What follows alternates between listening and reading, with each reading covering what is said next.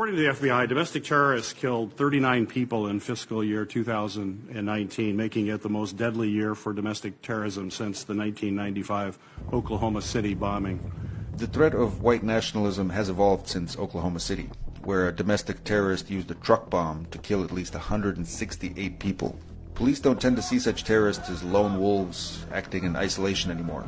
It's become clear to law enforcement that these attackers often have links to a global network, one with common goals and a shared ideology. We are looking very hard at white supremacists or neo-Nazis here, connecting through social media online with like-minded individuals overseas, and in some cases actually traveling overseas to train.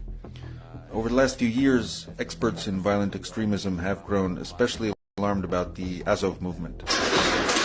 The group emerged from the revolution that swept across Ukraine in 2014, and it has gotten a lot stronger amid the ongoing war with pro-Russian forces in eastern Ukraine. The fighting in that region has become kind of ideal breeding ground for militias like Azov.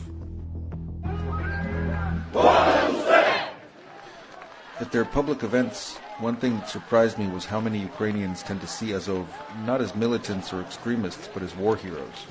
In Kiev, the capital, I watched an Independence Day parade where veterans of the Azov Battalion marched alongside other volunteer militias, surrounded by cheering crowds, who thanked them for defending Ukraine against Russia. But even at the march, there were signs of the far-right ideology that's so common inside Azov.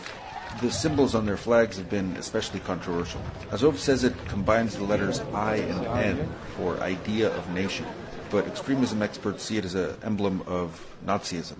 The official symbol of Azov, it's a version of Volksangel. It was one of the symbols of one of SS division during the World War II. It is one of more or less usual symbols for neo-Nazi groups all over the world. And it's not just about their symbols. When it was founded in 2014, Azov drew many of its commanders and recruits from Ukraine's